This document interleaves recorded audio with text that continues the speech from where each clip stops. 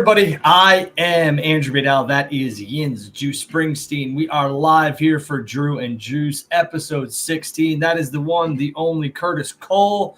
His song Blurry. I want to thank him for allowing me to use it. Thank you, Curtis. Juice, what's good? I like your Yin's sunglasses. Yeah, WWE night at PNC Park this past Saturday. A rousing time. Every single player, they made some sort of wrestling reference. They played the Undertaker's theme or the gong when it was like a tough situation in the game. I really enjoyed that they utilized everything. They had Corey Graves throwing out the first pitch. So success in my book. A lot of WWE fans there. So that's big. WWE fans being anywhere these days seems to be the norm. I am, again, Andrew Badal. That is Juice Springsteen. We're going to bring you episode 16 live here of Drew and Juice. There's a lot that happened this past week. We are coming off Backlash, which John Cena defeated Randy Orton. We saw the debut of Jeff Cobb. We had a Dynamite episode last night, which I will give my review on. And there's been a lot of news. Will's been in the news. People still want to talk about ratings, which I'll never understand why. That's Will Ospreay's in the news. And some other people. But yeah, I just don't understand the ratings discourse. Move on. Do something different with your life. Go enjoy the beach. Go enjoy your loved ones. I don't know what else to tell you, but if you don't have a beach, go swim in a lake. I don't know what to tell you. Juice? What do you want to talk about, my man? Well, yeah, let's with that real quick. Just ratings in general, like we've said it, I don't know how many times. You specifically have been like, kind of leading the charge on, like ratings do matter, if you run the company and that matters to you and your bottom line and like getting a deal done and this and that. Or, 25 years ago when it was one-on-one, if you're the one, there's so many other metrics to go by now. Yeah, if you're the one buying media rights, or you're the one selling your media rights, or you are an advertiser, then yes, rating. And if you're a wrestler, ratings would matter. Segment by segment, quarter by quarter, whatever. But if you're a fan, I guess for me, it's just something you could put up a W or an L on, and I'll never understand it because all of you look like losers. I'm just saying. And aren't we all losers at the end of the day? We all love pro wrestling. Let's be real here. Let's not. I'm not.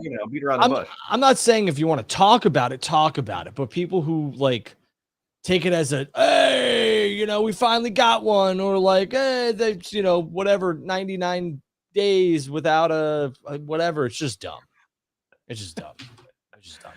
Oh man. So Drew, let's kick this off. We've got a bunch of different topics, but you know me, and now this will be week 3 of rapid fire. If you want to close the show with that, I got a bevy of interesting topics to kind of. I love me a good bevy. That's right. What do you, any good bevy tonight? Oh, this is just water with lemon in an Onnit cup.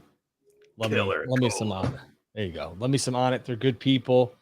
Aubrey Marcus used to own it entirely. He's a good person as well. But I digress. You want to kick off with some Dynamite? I want to hear your thoughts. This has been fun now. This will be a couple weeks in a row where you're like, you know what? Normally I give you what I felt about the show immediately after, but now I kind of let it marinate a little bit. I like hearing your thoughts first. So let's do that. Let's do that. Or beach blast, as you so eloquently put it last week. That's right. First of all, there was no beach. I didn't see any sand. I saw nothing, and whatever. That's fine. I'm not one who like really harps onto like the themes or whatever. But if you're gonna do a theme show, I mean, maybe have a palm tree or two. I don't know. Anyways, something. Yeah.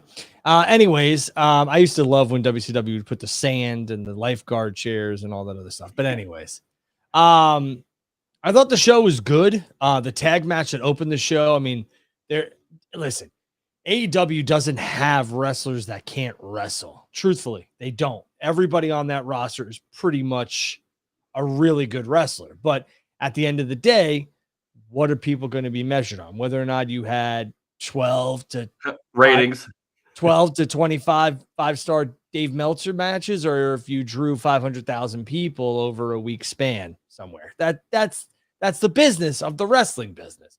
But I will say to you, the tag match was very good. I actually dug the Tony Storm stuff. I dug the Mercedes Moné stuff there, along with Jamie Hayter. I thought the episode flowed very good. I thought the MJF stuff was good as well with the Hurt Syndicate. I do think there's a caveat in the contract signing, which will be interesting. So I'm here for that. I like that they even have the wherewithal to be like, all right, this is what this week is. Next week, we're doing the contract signing. Right. Another so there's you're going to tune in next week. So there's something obviously that is going to be in that contract. I don't know what it's going to be. My guess would be that MJF's got to beat Bob, that being Big Bobby Lashley, to get in the Hurt Syndicate and stay in the Hurt Syndicate, because supposedly he's in. So we'll have to wait and see. Right. And, the main event, because I posted it on social media, I posted on X. I said it was predictable, and it is. And a lot of people gave me a lot of grief for it because they're like, this guy. First of all, I am a very positive AEW watcher and consumer. I'm also a positive WWE watcher and consumer. But when something is something, I'm going to say it. And Moxley beating Swerve, Copeland before this, those were two matches that you were kind of like, well, this could go either way. And they didn't. They went Mox's way. So with that being said, going into this match, I knew dollars to donuts, Jon Moxley was retaining. How they did it was kind of the same shit they've always done. But I did like the debut, and I did like that they set up the potential Anarchy in the Arena match. Now, I will say this. The participants who have yet to been announced, but we can kind of draw our own conclusions here, are very interesting if you look at it. But again, I'm a big fan of the debut. I think this man, who we'll talk about here in the next couple minutes, has a very bright future. He's big. He's bad. He's bald, kind of. And let's not get crazy here trying to jump on that train. We all know how you love to be fellow Mr. Clean, but Gabe Kidd is his own man. Yeah, but I will say that I think Gabe has a bright future in AEW. I think he has a bright future in AEW or wherever he decides. Pro wrestling in general, for sure. He's been on a tear. But, I think he's got the look. He's got the presence, and we'll have to see what AEW does with him. But I'm looking forward to it. And again, I like I said, credit where credit is due. I thought the main event came off very, very well. And even though it was predictable, which a lot of most television matches for the title are, this isn't 99 where they're flipping championships or 98 for ratings. So I thought Dynamite was solid, but again, I do think that they, being AEW, made it a point to make sure that Top Flight was not buried after what the hell happened last week, which was interesting. Especially on commentary. We just would have let you know that they were attacked from behind. Therefore, they had no real chance to stop MJF, even though it was 2-on-1. Let us make sure you know exactly how we want it to come off. I heard that too, Drew. I was like, listen to Drew. Is Drew tapped in? What's happening? Is he really on the pay? Drew Paydal, there he is again. Nope. I know somebody actually tagged me in something which I wanted to retweet very badly because I thought it was just hysterical. Oh, you don't repost anything.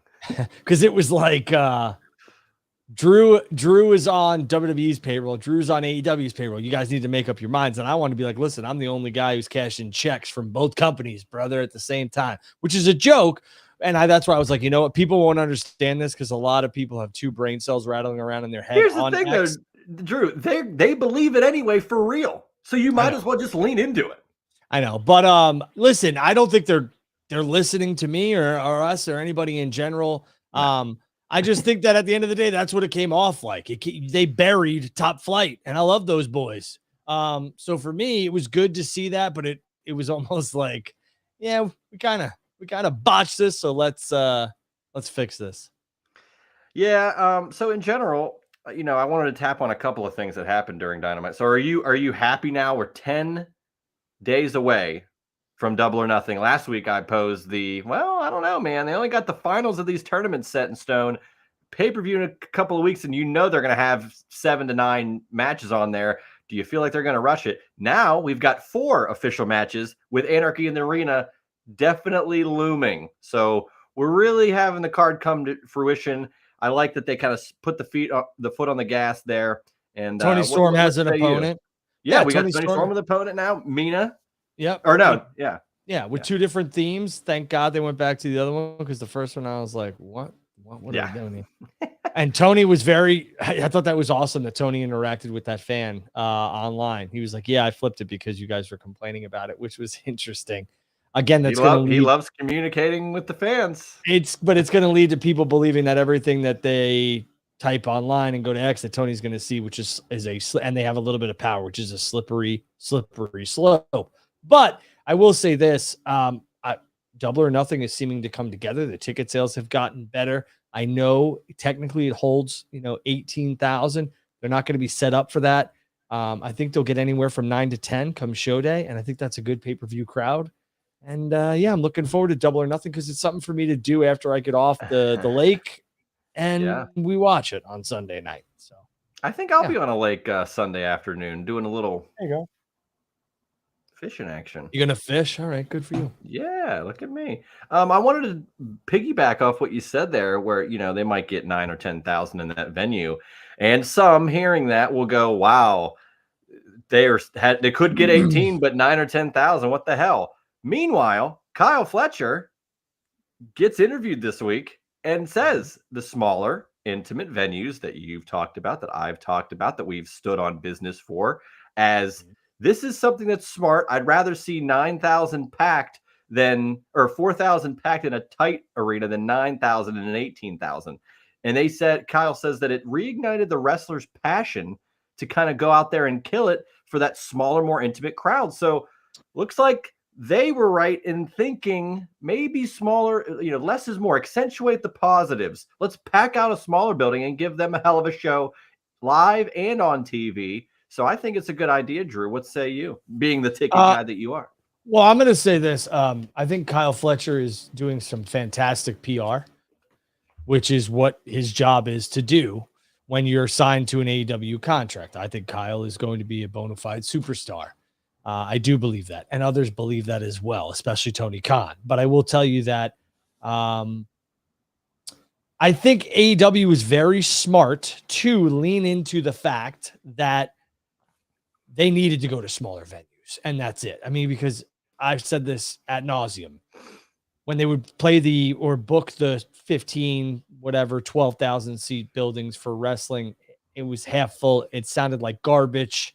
The crowd sounded and felt dead, but even the music, it sounded like they were, rattling in a tin can. It was bad. So they went to smaller, more intimate venues, which a lot of these wrestlers and the boys and girls in professional wrestling all kind of broke in wrestling in front of these type of crowds, So I think it's good for AEW. It's good for business. They could spin it however they want, which I think is smart because that's what WWE does. That's what AEW does.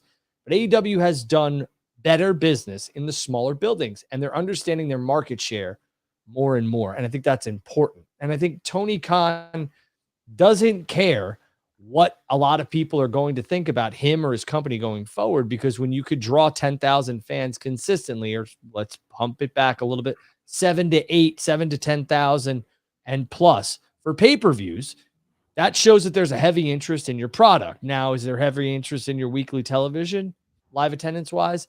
Maybe not, but this is what happens when another company is very, very hot, that being WWE. The other companies will, unfortunately, go through a period where people aren't going to their stuff, and they will also be on the downslide, which happens. It happens all the time in business and in professional wrestling. But AEW will continue to do this, and they're smart to do their residencies in the summer months and when the kids are going back to school in the early parts of September, because that's the hardest time to draw crowds and to get people out of their house. Go look at WWE, okay, before they got white hot. Go check the places they were running. Go check their attendance, all this other stuff. You'll see why AEW is taking this approach, and it's a smart one. Absolutely, Drew. And a couple of points I wanted to make off that. Like Tony Khan, acquiring Ring of Honor a couple of years ago, Ring of Honor was kind of thriving on we got, 2,000 in this building, and you're not going to see a more passionate crowd, a more passionate, energetic show. And I think he should realize, hey, they did that, and now I felt like I missed it. That's a great point, Juice. I'd rather have 3,000 passionate crowds, week after week after week than now business wise, you want more. But if you got 5,000 people, 6,000 people, and they're sitting on their hands, whatever. That's not good. It's not good for television. So go to the smaller venues, pack them, and it's a win-win. You sell out the place you booked because that's always key, or get close to it, and you got a rabid fan base. And again, I know some people are going to be like, well, don't you want to sell the most tickets you possibly can? Sure, if you could do that, but you have to understand your market share. You have to understand your place in the market as well. Right. And TV optics do matter. And, For sure. you know, it's annoying, but people going on social media, and even if it's during the show, I'm not talking about the people that are ridiculous and do it right before the show where there's no one in the venue yet. If they show the hard cam, you can, you know, it is still okay if the hard cam's showing 500 people. If it's a 2,500 venue, you have a bigger venue and you see layers upon layers of tarped off. That's where it can look really rough. You can kind of cut down on that as well with a smaller venue. There's less to quote tarp or what have you. And I wanted to add one more quick thing. Yeah. You know, WCW cut out doing house shows, or they wanted to get rid of those. That was what their model was. And then they really were a TV business that did a lot on pay-per-view. And now AEW wants to, you know, they have their weekly TV, but their bread and butter is on pay-per-view. So, you know, smaller the crowds on TV. They're the only professional accentuates the best crowds for pay-per-view, and you got a good formula, I think. Out of the major two, no, WWE is not doing, and New Japan's on there. I get it. They're not, in my opinion, the major two. It's AEW and WWE. WWE is not doing pay-per-view. So AEW is not only doing well ticket sales wise for pay-per-view, they're doing well for buy rates because WWE is not doing that. So there's, and I think the pay-per-view model is dead, truthfully. I think AEW is going to get away from it eventually, but it's on the way out, I would say. It's I think UFC is dead. moving away from it. WWE has moved away from it basically entirely. And I got crushed. I got absolutely crushed when I said that Google and YouTube TV was going to buy a streaming package for one of the sports, the major sports. And what did they do? They went out and got NFL Sunday Ticket. They didn't just buy one of them. They bought the one. Yeah. So again, I'm telling you, the devil is in the details. And if it doesn't make dollars, it doesn't make sense. And if it doesn't make sense, it doesn't make dollars. Pay-per-view is on the out. Trust me when I tell you. Yeah, and it's pretty, I mean, it's been antiquated. WWE, you know, has the network model since 2014. So, I mean, they were already trying to phase that out. And not really surprisingly, that's been the case across the board. They were kind of innovators there. UFC's kind of out on that. NFL, all these other things that aren't based on pay-per-view are doing streaming pay per. It's insane. Right. And here's the thing, right? I don't know if I think this is pretty well known. The boys and girls are not getting a cut of the pay-per-views anymore. There's no residuals. Yeah, that is there's none from antiquated. There's none from AEW. There's none from WWE. Now, there might be an exception. I don't want to say none. Maybe some high-level talent have it into their contract with AEW. I would doubt it, but I don't believe, and I know this, I don't believe majority of the talent currently under an AEW contract is getting any sort of residuals. So you don't think there's any sort of like, you know, best match bonus, any sort of bonus type thing going on that I don't know. You know, I'll be honest with you and everybody else watching, because I always am, truthfully, but it's just something I say. I don't talk to any of the talent or vice presidents or producers or anything about money. I never have, and I never will. You want to know why? Because it's none of my business. They don't ask me. It's none of your business. Come on. They don't ask me how much I make, and I don't ask how much they make. That's it. Well, why would they ask you, Drew? You're on the books. Right. They know how much you make.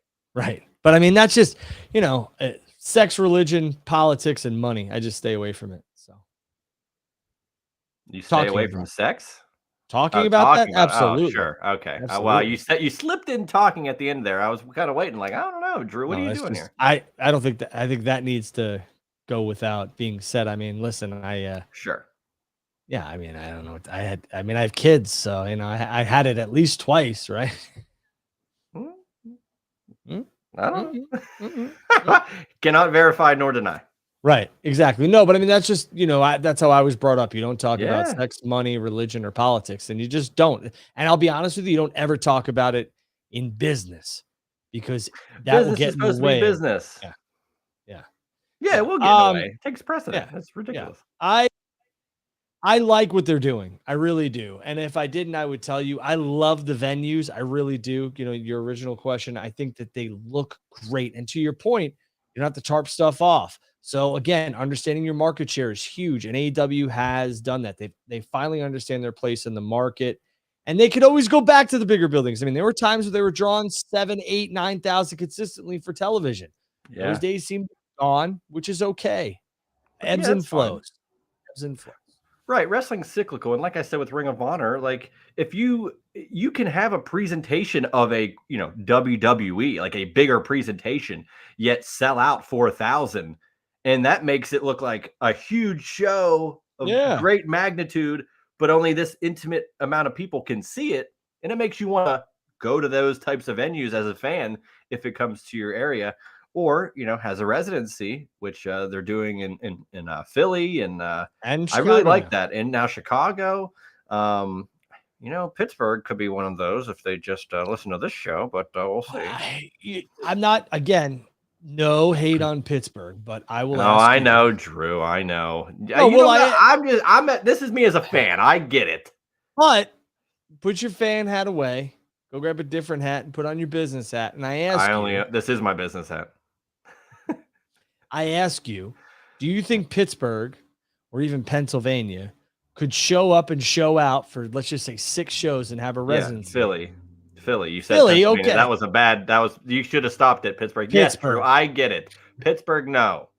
I'm selfishly, purely talking as a fan. Of course, as a business model, no. But they still come here pretty regularly. Probably every 6 to 8 months they come here. And I think it's wonderful. I still think there's room for maybe a pay-per-view down the line. But, that's as far as I would go with it. I don't think the residency would make sense. A Chicago, a Texas, Philly, places that they go pretty frequently anyway, that's where you're going to see those types of things. And I understand that. I'm just being, annoying. Well, I know everybody, I'll be honest with you. I don't know if New York would even be able to do a residency. I don't know if it'll happen. You could run the Manhattan Center and you could run it like maybe 3 nights in a row, like a mini residency, like they did that one time. When they do that a works. weekend of shows or like a Dynamite Collision pay-per-view type thing, yes. But residency, like straight up, I think where they've done it and where they're going to do it is where they should continue doing it. I think it's the best overall business plan to do something like that. Right. Speaking of business plans, so MJF, gets a yes. But what do you anticipate happening in this contract signing? You just think it's going to be a one-on-one with Bob at Double or Nothing to earn that spot? I think there's something, because otherwise they don't need a contract signing. Like they would have just been like, you're in, like, and your first test will be at Double or Nothing against an unnamed opponent. And that would have been it, blah, blah, blah. I think something's coming during the contract signing, and it's a great hook for next week. It really is. No pun intended. Hook will not be involved, I don't think. I don't believe so. I don't think MJF took out Hook, so I don't think that would make any storyline sense, but you never know. Anything can happen in the All Elite Wrestling. Anything can and will happen in All Elite Wrestling. That's absolutely right. Speaking of someone we hadn't seen on TV in a way like this in over 20 years, got his moment. Zach Gowen took on Ricochet in what was a pretty entertaining bout, yet Ricochet got the win.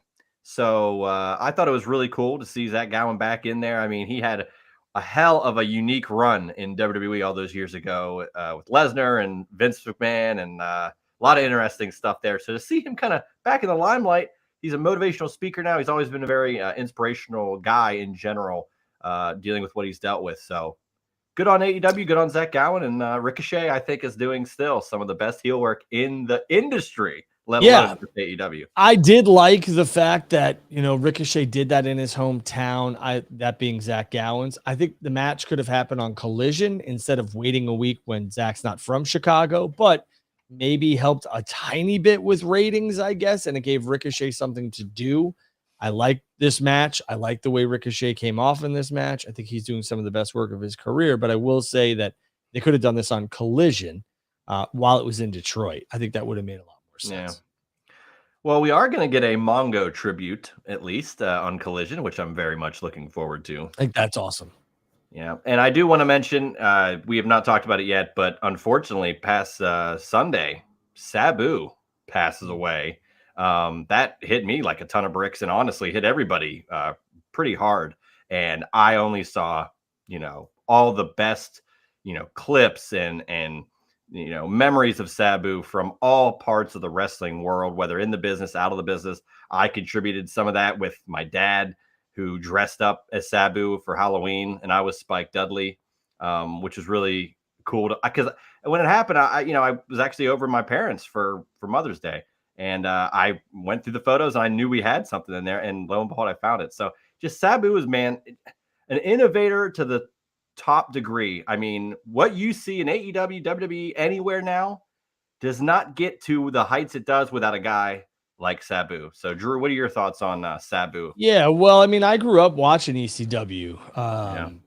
I watched it on TNN, and then I watched it on Channel 55 for all you New York people. Yeah. And it was really, really late at night, but or in the morning, I should say. But Sabu was innovative. He really was, and there was a lot. I've had the pleasure of watching Sabu live. I want to say at least a dozen times, maybe half a dozen times. But he was, awesome. I remember the one night stand match with Rey Mysterio. I was just left like, I mean, I don't know what this guy won't do. And some of the stuff you just sitting there and you're like, whoa. And now, a lot of wrestling is very high flying and all that other stuff. And I think Tat has said it best when he said, Sabu was Aura before Aura was cool. Before Aura was Aura. Aura, right. And it was like, that's basically what he was saying. Yeah. Like before Aura was like a buzzword and it was cool, Sabu was that. And Sabu was, I know Tommy Dreamer's the innovator of violence, but Sabu was the innovator of these death-defying, like reckless abandonment for your body type of wrestling. And that was something to behold. And he got that from to a certain extent, from his uncle, the Sheik, who was another madman. But at the end of the day, my thoughts and prayers are with the family. And I wish them the best. And Sabu will absolutely be missed in the wrestling industry because he left a lasting impression. And that's what you look to do when you get into this business. So absolutely. I want to see if I can get this on here. You can see that? I can. You do. Yeah. That's hysterical. And that's my little beach chair that my dad was holding. So very hardcore. That's awesome. That's a good photo. Again, people love Sabu, man. I remember like talking to people when he came to WWE and they were just shocked that he was in WWE. And I think it opened up a whole new net of fans for him, which, the network and everything else like that, he'll live forever. And he's one of the ECW pillars in my eyes. Oh, for sure. I mean, like you just bringing up the word aura, he was just larger than life. Like he was, when you see him on screen, no matter what, he's going to be the most unique thing you will probably see the entire night. Even he had a cup of coffee in WCW, yet he's going through tables in 95 and WCW, things that WCW was like, what the hell is this? Like his uncle broke his leg in that match because he tried catching Sabu and somebody else and snapped his leg. Yeah. And they even got a fireball spot off as well. And that's kind of was the end of the Sabu run in WCW, but just anywhere he went, falling off the R at the Manhattan Center, Raw, like him going, putting Cena through the announce table, it built up on their match. The fact that Cena, was like, do it, man. Like he felt comfortable enough with Sabu to have that happen, I think tells you a lot about where Sabu is in the pantheon of pro wrestling respect. It's very interesting to me that's a lot of people don't like Sabu. Again, one of one. Somebody said that in here. I think it was Catherine Reed. Absolutely one of one. But what's funny to me is like people always give John a lot of shit, that being John Cena. But John knows how to do business, and John knows what to do when it comes to business. And he knew that Sabu had never been seen in this light and in this on this stage in a WWE audience, and he was like, this is going to work and this is cool as shit. Let's do it. And it did work. It absolutely worked. Yeah. Yeah. So, yeah, man, it was pretty crazy to have that kind of happen out of nowhere. But I know I've seen some people suggest potentially when they do the Philly residency for AEW, maybe there's some sort of tribute or something of that effect. I'm not sure. I think people just want to jump to do any sort of tribute when these types of things happen. But who knows? You know, AEW. I'm looking forward to their Philly residency above a lot of other things because they get to go to that arena for some interesting shows and that talk intimate venues. Let's get more intimate than that. Yeah, I'll be at the 2,300 shows, either one or two of them. I look forward to it. I've never seen wrestling in that building, so I'm going to be there. I will say, again, I thought Taz summed it up perfectly, and I thought the tribute was great. Taz's words were special for his friend, and again, our thoughts and prayers are with the entire family. Absolutely. We about done with the Dynamite portion. Is there anything else that we need to discuss? All right. No. So go ahead. You were going to say something? No, I was going to say the only thing I do, I'm going to let you steer here, but for me, I do want to talk about Backlash, but I do want to talk about the post-show press conference. John Cena did defeat Randy Orton in some schmazzy finish, and that was the most Attitude Era finish I've seen in a very long time. And Nick Aldis ate another RKO, which is very interesting. And then we saw at the press conference that John, FU'd Truth. Yeah. And I have no issue with it if we're going to get a match. But when I was watching that, I was left kind of like, what was this? And I get it could be, we're going to use this to build and all this other stuff. That's fine. But John could have taken some questions and then done it. But hey, whatever it is. He said he wants to ruin wrestling, but he's ruining the press conferences too. Because that's one of the worst parts of wrestling. But go ahead. You said FU. Did you notice on commentary the STFU was referenced multiple times on commentary? So it looks like we might be on our way back. So that was interesting. And yeah, the match was it wasn't I tell you, it was definitely entertaining. Like you couldn't watch that and be like, I wasn't thoroughly entertained by that. It's just look at me. What is next? That's always my thing. So what's next? And it's always funny because like you watch it and you're like, oh, all right. And then you sit back and everyone's always like, what's happening with John next? And it's like, well, let's let things marinate a minute here. But it seems to me like everyone's, fantasy booking John and Punk. But I think John's got to get through some stuff first. And I would not be surprised if we're going to fantasy book. I'm just going to give you a prediction. This is not me fantasy booking. This is a prediction. A lot of people are sitting back saying John's going to take on Punk at Money in the Bank. I don't see it. I told you what I thought it was going to happen last week. Oh, you said Perth. Yes, I did. Which is a very strong possibility. Sorry, we have some like helicopters flying around my house right now, and we live in the middle of nowhere. Yeah, and we live in the middle of nowhere. But I will say that I think that John is going to have a major tag match or a 6-man match at Money in the Bank. I think SummerSlam might be your Punk match if it's not the Cody rematch. So we'll have to wait and see. But I think the 6-man tag match at Money in the Bank is going to involve some celebrities. And I do believe Travis Scott. Shout out to Travis Scott. And Jack. These are awesome. These are, oh boy, double promotion here. These are absolutely awesome. So I thank you for these. Yeah. And yeah, I got to get the Jordan logo in before I get in trouble. Where is this? There it is. So I think Travis Scott will be wrestling at Money in the Bank. I think Bad Bunny's wrestling at Money in the Bank. It's Los Angeles. It's LA. It's the Intuit Dome. It's which I'm hyped that we had all the cool, unique things for that first episode of Raw on Netflix. Now we get to see that place, that venue on a PLE capable thing. That's gonna be crazy. Yeah. So yeah, I mean, but we'll have to wait and see. But it seems like everybody is already booking John's next opponents, and I would just pump the brakes. I think you saw, why I say that, I think you saw at Backlash that John at this point in his career could still put on a good match, no doubt about it. But it's not going to be what you saw with Cody or even Roman. John's a different type of cat, and he's also a different type of champion, especially as a heel. Yeah, this is not your normal 2005 Cena that we Right. come to know and love. But Right. what do you think happens at Saturday night's main event now that we can transition to that, where we've got Logan Paul, Jey Uso We got official, the tag match announced, right? and we got Sami Zayn, CM Punk versus Braun and Seth. But I do ask you this: who is the third man, Drew? I don't think there is a third man. No? I don't think there's a third man in terms of like is this going to be a 6-man tag at Saturday Night's main event? I think the tag match is going to stay the tag match.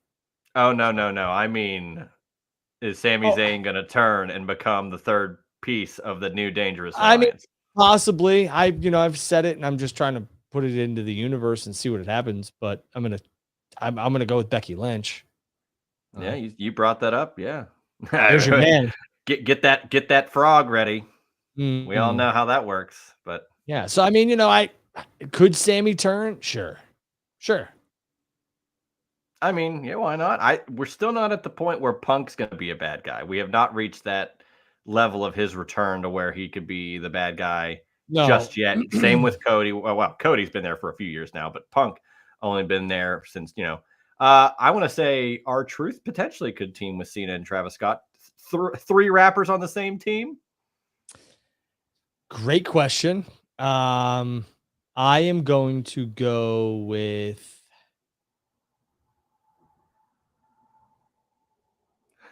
Man, I don't know. I'm not gonna think about that one for a minute. I want to say Seth. You think they're gonna kind of join those stories too? I think Braun's in the Money in the Bank. Okay. So I think that takes him out of having a tag match or whatever. They're going to do the tag match Saturday night's main event. And I think you get Scott, Cena, Rollins, Roman, Cody, Bed Bunny. And I think what happens is it's almost like too loaded. But I think Roman and Seth have a singles at SummerSlam. Oh, just straight up. Yes. Does it have Punk? I think Punk. No stakes. Right. And well, no, maybe Punk takes on Seth at SummerSlam, but I just don't see it. How many times are they going to run that back before one of those two are champion again? I think it's Seth. And again, this is if it doesn't happen, it doesn't happen. But I think Seth and Roman are on a collision course for singles, and I think it happens at SummerSlam. So. Okay, interesting. What'd you think of the Jeff Cobb debut? Another big bad son of a bitch who I think's got a bright future. It seems like New Japan is just getting absolutely raided. It's crazy. So, see ya. But I like Jeff Cobb. I think it lends instant credibility that he's aligned with the bloodline. A lot of people were dogging on it. A lot of people were dogging on, what happened with God, why am I drawing a blank on his name right now? The guy who debuted last night. Gabe Kidd. I was letting you marinate on that one because you couldn't remember his name earlier in the show. No, I could. Gabe Kidd, they were dogging on that because he aligned himself with the Death Riders. Like, it's instant credibility. A lot of people are like, this guy's dead in the water already. Jeff Cobb with the Bloodline and Jacob Fatu and Solo. And now you got, it's just dumb. It's just, and Gabe Kidd with the Death Riders and whomever else, they're like, it's over with. It's not. Like, it's been happening for 25 minutes. How could it be dead already? Yeah. That's what I don't get. So it's so quick to just shun everything. Yeah. It sucks. This is a good question right here. How does Jacob Fatu get out of the bloodline? He's already out, in my opinion. I think he's just doing his thing, kind of like, I don't think there's going to be something where like Jimmy and Jay did, where Jay was like, I'm out and you're out too, and super kicks Roman or anything like that. I just think Jacob's going to do his own thing, Nah, what does he say? Gotta mean, or whatever the hell he says. Whatever it is. I'm not going to try to touch that one. Yeah, but he does it way better than I do, obviously, and he's all gas, no breaks. And I think I think he's already out, truthfully. In terms of like Solo's group, I don't think you're ever out of the bloodline. Man, I don't. No, you're right. When you're bloodline for life. Right. So, Backlash I thought was an interesting show. And now we've got Saturday night's main event. You got Battleground, Double or Nothing, all within 24 hours of each other. Yeah. What do you think about that, Drew? if it rains that weekend, which I'm going to check because I mean, the weather could change because it's, the weather.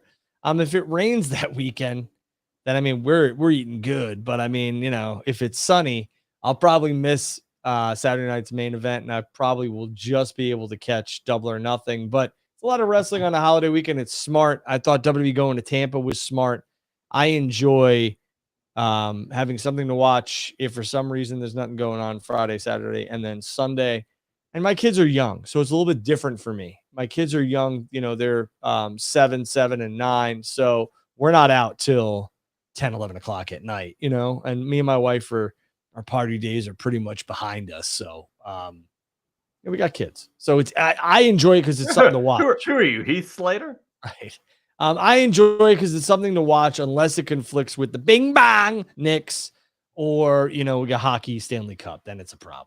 But I don't think we're there yet with hockey. It's going to only be the Eastern and Western Conference Finals at that. I was going to say, you act like the Islanders are playing in the playoffs. Wow. I still love hockey. I love sports. Hey, the Pens are – Drew, can't I just take a shot? Come on. Take a shot whatever you want. You got to drive yourself home, pal. I'm not taking shots if I'm driving. Speaking of which, I'll see you in Dallas. We are headed to All In. Hey, yes, we are. Yeah. See you there. Yes, sir. Yeah. Love that. What is it? 2 p.m. start time East. So what, 1 p.m.? Or is like we'll wake up, we'll have some breakfast, and then we'll ski-daddle to the arena. Yeah. At a baseball field, too. That'll be interesting. I've never been to Globe Life Field. No, I wanted to go for a baseball game. Have you ever been to a baseball stadium for wrestling before? Oh, yeah. I've been to the Diamondback Stadium for the Rumble.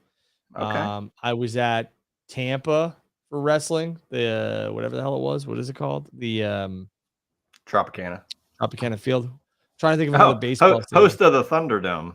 Yeah. I'm trying to think of another baseball stadium that has hosted wrestling that I've been to. I think that's it. There was a couple Royal Rumbles. I did not go to the one at Minute Maid Park. I was gonna say, you ever been to Minute Maid? That's a pretty prominent one where they've had. No, I've been to Safeco, but not for wrestling. That's Seattle. I don't know what they're calling it now, T-Mobile Park or whatever the hell it is. Yeah, WrestleMania 19, and then Petco's getting what, Survivor Series, isn't it? That's on my birthday, so I might be at that show if I can swing it. Yeah, yeah, interesting. I've only seen a couple of TNA house shows 3 years in a row at a minor league baseball stadium, but was that a very the cool experience? Global Force Wrestling stuff? No, Base Brawl. How was that? Wonderful. Kurt Angle was still in his prime there. AJ Styles, Ken Anderson. It was that like 2012, 2013, 2014. So peak Kurt Angle? A little bit after his peak. I'd say his peak was like 2009. Never mind. Kirk, you missed that one. Kirk does not like being called Perk Angle. Yeah, but peak Angle is fine. Yeah, that's why I said peak Angle. Yeah, and I was agreeing that, maybe not around that time, but I wasn't you're not gonna bait me into saying Perk Angle, even though I said it already. That's not what twice, number one. Number two, that's not what I was trying to do, but anyways, I digress. Well, you set up softballs, and we're talking about baseball. You're throwing me off. Come on. Right. I have a couple buddies who have been begging me to play softball.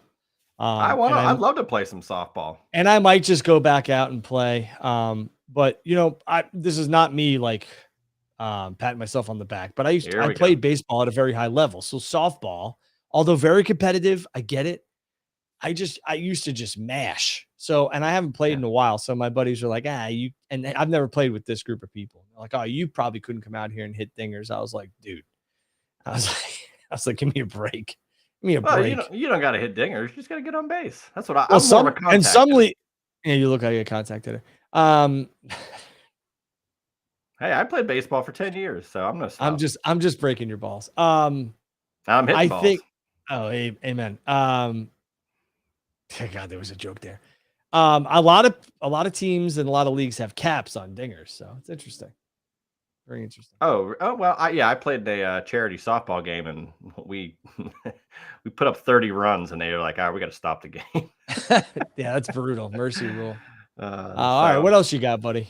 Let's see. I got a couple more items, and then we're almost to a point if you want to hit rapid fire, but it's all up to you, to be honest with you.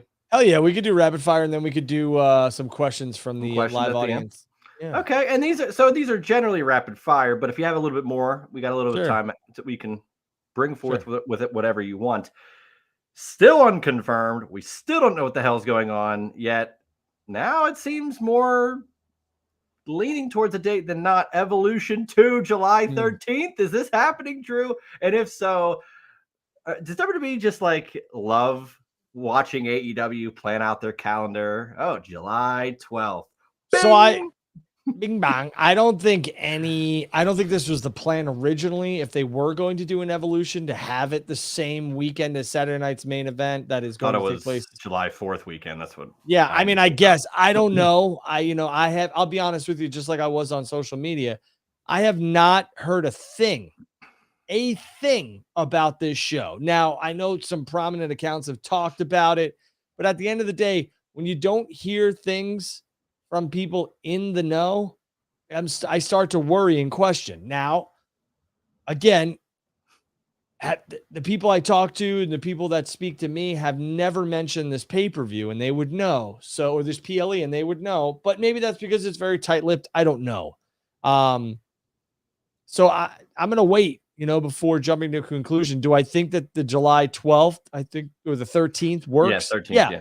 It works because they're already there and it makes sense. Do I think this is no shot at the ladies, because the ladies, women's wrestling at times, even the storylines are much better than some of the shit we see with the men. And a lot of the women outdraw the men in terms of merchandise and everything else like that. I don't know during the MLB All-Star weekend if you're going to be able to draw 18,000 2 nights in a row. I think that's a tall ask for the women to have the pay-per-view at the State Farm Arena that they're going to do Saturday night's main event. Now, could they do it at a smaller venue? Could they draw 8,000? Yeah, they absolutely could. No doubt about it. But it's a tall ask, especially during, an MLB All-Star weekend that's taking place in Atlanta. Now I know it's not in Atlanta, it's in the suburb, but again, there's a lot of stuff going on that weekend and week. So I don't know. I really don't know. And I wanted to pose this to you. This is kind of like a personal question, because I saw something in my, realm, and I thought it might relate to this. So Monday Night Raw is coming to Pittsburgh June 30th, right? And to my knowledge, unless you can look it up and see it, up until this date, I have not seen anything for the following weekend's shows, that July 4th weekend, whether it be a SmackDown or what have you. There were emails sent out that Raw was going to have a earlier start time than normal, upwards of 5:30 p.m. And I had people asking me, does that mean, are they going to tape a SmackDown here because Friday is July 4th? And then, I'm thinking, well, Evolution was rumored for that weekend. What are they doing? Maybe they just didn't announce it yet, where you get a SmackDown, Raw, and Evolution in the same weekend. They haven't announced it. So what is your opinion on the July 4th weekend? I don't think there's anything announced for any show in general. I mean, PPG is open that weekend. I know that because I do business with them. PPG Paints Arena. The 5:30 start time, I want to say that's probably doors. But if it is a start time at 5:30, I don't think Netflix would want that early of a start time, truthfully. No. Because 5:30 on the East is 4:30 here, and then it's what, like 2? Yeah, I don't see it. But I mean, you never know. It also could be just a misprint. If they are going to tape something beforehand, okay. It's not going to be Evolution, though. No, and I wasn't saying it was going to be. I was just saying that without the knowledge of them announcing Evolution, could that still be that July 4th weekend? Like, it's open, and I didn't know what could be. And to your point, SmackDown has not been announced. I think they're in Nashville, July 11th, and there's no. Yeah, so that's what I'm getting. I don't know what that weekend entails at all, if anything. But I mean, they got to have a SmackDown and Raw. And I don't think it's a misprint now, because we received an email like this was a week and a half ago. Okay. So well, I mean, without divulging too much information, I think a SmackDown is very likely more than a Evolution PLE. You could tape SmackDown before Raw. So again, I'm not suggesting that they would tape Evolution in Pittsburgh. I'm saying that would that weekend lend itself to a taped SmackDown? And I had suggested maybe that weekend was Evolution and they were doing one of those combo weekends and they just hadn't announced it yet. I think it's very likely without, again, because WWE does not like other people announcing things before they do. Yeah. I will tell you this, if you look at the calendar, so again, I'm going to say it's very likely that something is going to happen. They are in Saudi Arabia the previous Friday and Saturday for SmackDown and Night of Champions. Then they come back for Monday Night Raw in Pittsburgh. So it's very easy to tape a SmackDown before Raw and then give the men and women who not only worked Friday, Saturday, and now Monday that and week flew off. all that way. Right. So it makes a lot of sense for that to happen. See what happens. Now we're getting some answers. That's all I was looking for, was maybe some, somewhere. There's answers in the weeds somewhere. Yeah. Well, they're in Riyadh. They're, so I mean, they're going to be in Saudi Arabia. Yeah, they're going to be in no, they're not, that's not what I was trying to say, Juice. They're going to be they're going to be riding, the whole, like, oh God, if they don't, they're not going to double tape in Saudi Arabia. So they're going to either do it in Pittsburgh and they're going to ride that train, or they're going to have to announce a venue very, very shortly. That's what I'm saying. Time is running out for them to have anything during that weekend. So I felt it was an interesting tip of the hand if they meant that by sending that email. Yeah. And Riyadh, Saudi Arabia is, I don't know how many hours ahead. A lot. Yeah, so I don't know off the top of my head. So I think Pittsburgh makes a lot of sense. Speaking of Saudi Arabia, it looked like we could have CM Punk at Night of Champions based on the video packages up until literally today. And the video package has now Punk not in there and Seth Rollins is in there. And also in between all that, Punk was asked, I think in an Instagram live thing about Saudi Arabia. And he says, "I don't hate it. I've never been there." So I think they're referencing a tweet from years ago, and I think that was more a response from Punk in the same realm as, I'm just not going to support certain things. But we are here now.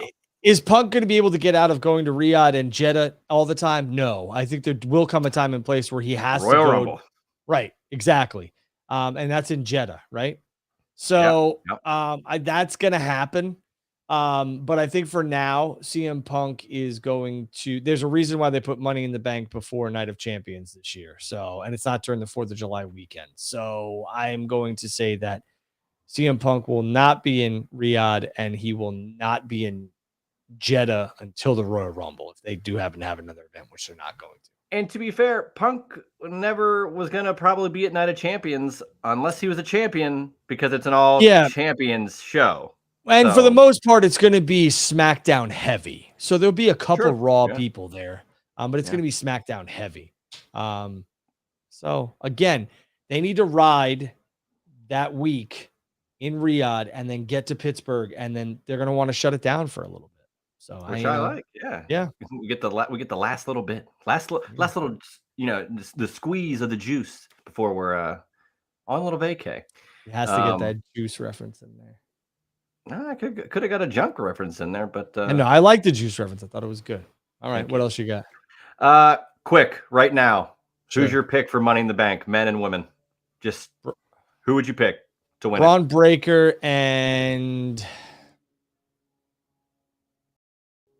Bailey. Okay. I like Braun. Again, without knowledge, I would say I'd like to see Karrion Kross and Roxanne Perez. I like Roxanne Perez. Don't rule out Julia or Stephanie Vacour either. So it's so loaded. And I did see that Kross put out that they're going to start selling his merch at merch stands at arenas, with how he's gotten kind of more over in the last couple of weeks. So power to him. I saw that, and I have a ton of respect for Karrion, and I just can't, people have asked me, can you comment on this? I don't have that information yet, but I don't think Karrion's lying. So I don't think he would need a reason to lie, especially at this point where he kind of aired things out publicly. And truthfully, he would look like an absolute jackass if he says it online and then goes backstage and people are like, "Hey dude, like, what are you doing?" "I'm working him." It's like, nah, you're not working anybody. You're making yourself look. Yeah. So No way. No way. I think it's very real, and I think it's good for Karrion Kross, but I haven't commented on it because I don't have anything in front of me. So, all right, a couple more things. Sure. Over the last couple of days, we saw an interview with Matt Cardona and Chris Van Vliet, both two wonderful guys. Yeah. Cardona says he's pretty surprised that he has not re-signed yet with WWE, based on, he's been working his way back, like just on the indies. He's one of the top indie guys, if not the top indie guy. He is the indie god. And it's not that he's saying, I want to be in WWE, but he's almost like, well, why haven't they reached out? Why hasn't anything even Cardona's saying yet? this? That was in the interview. Yes. He said he was kind of surprised that nothing's even kind of come to fruition. And that's not to say, Chelsea Green, his wife, is doing wonders in WWE. Now, of course, they're separate entities, but you would see where a correlation from a fan's perspective could be. Sure. I ask you, are you surprised he's not there yet? Or is it going to happen and they're just kind of dancing around it? I think it's going to happen. Am I surprised? No,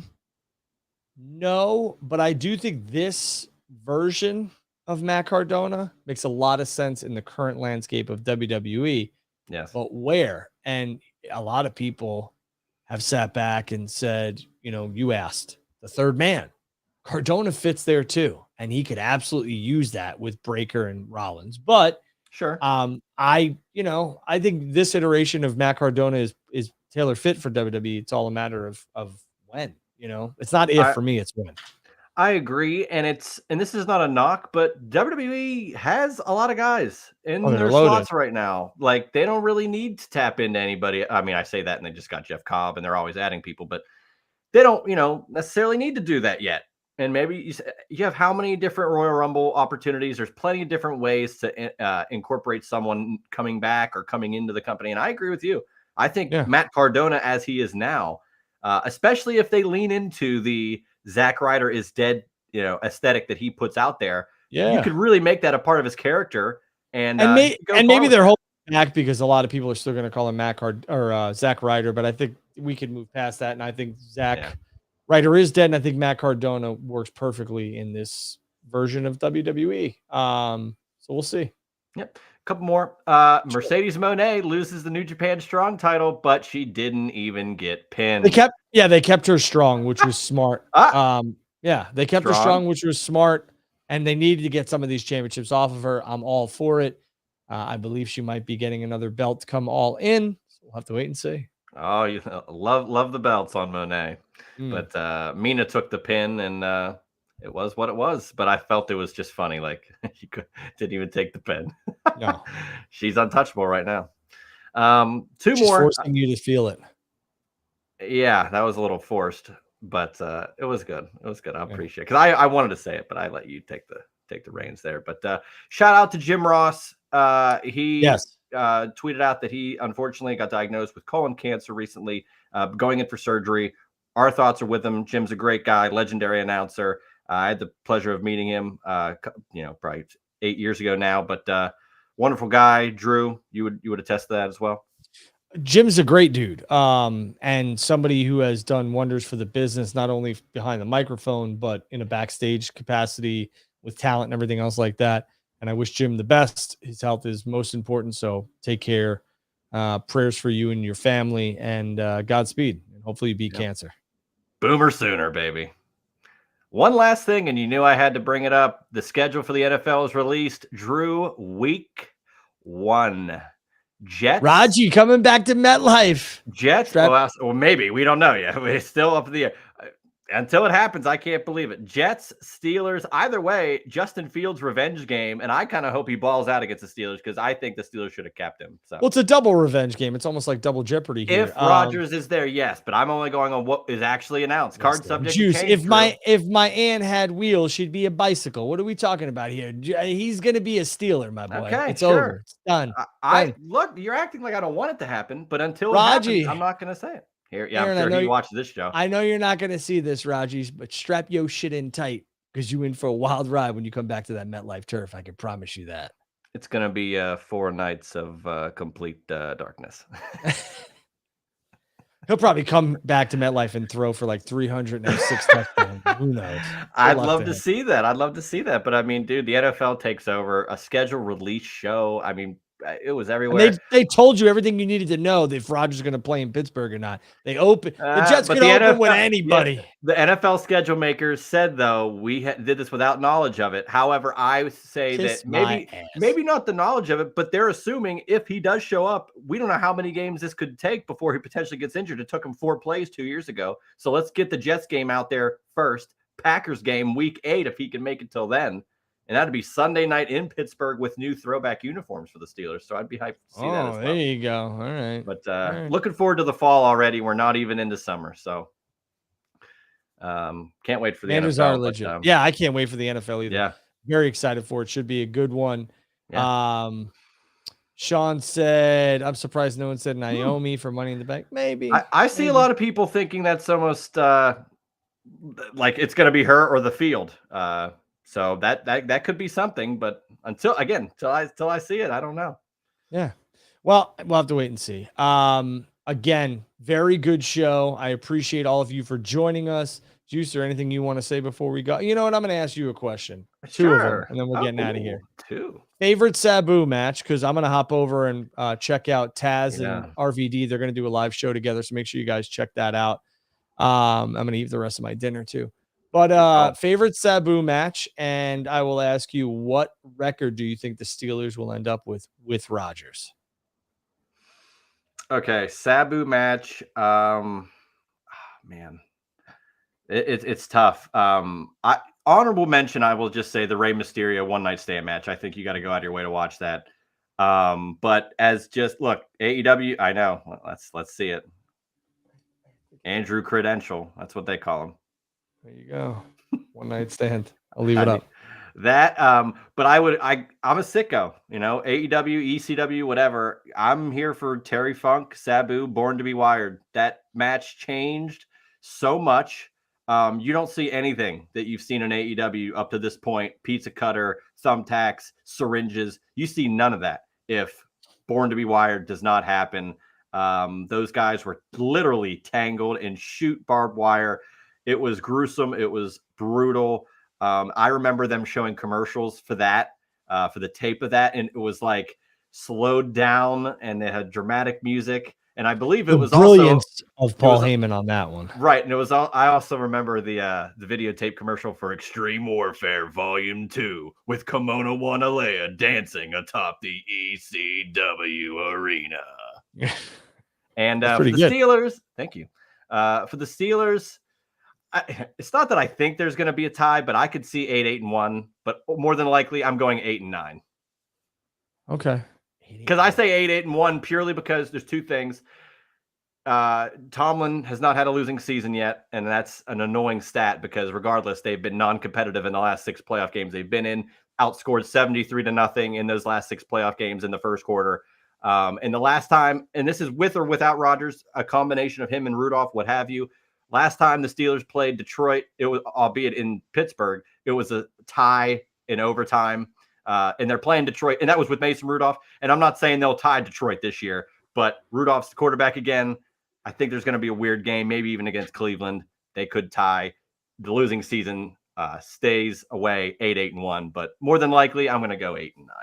All right, I like it. I think Rodgers is going to shock a lot of people. I think he's going to have a good year with Pittsburgh. I'd like to see it. Those injuries are tough to come back from, especially in Achilles, and you need more than just a year and then some games. I think Rodgers is going to be good. I'm at Andrew Baydala right there on X. He's at Juice E. Steen. He's Juice Springsteen. This is Drew and Juice, episode 16 in the books. I want to thank everybody for joining us. We had over 300 people live, which is good. Go ahead and check out Sabu and Taz and RVD. They're going to be honoring their friend, a whole show on Sabu. Go check that out. I want to thank everybody for joining us. We look forward to doing this week after week. Next week, we'll have our Double or Nothing prediction show. Hell yeah. And we'll have some other things. Looking forward to it. Saturday night's main event, Battleground. We have a lot to talk about next week. That's right. And I always look forward to doing these, Juice. Yep. You want to say a little something into the camera? At Juicy Steen on Twitter. You know me. Always plugging, always grinding.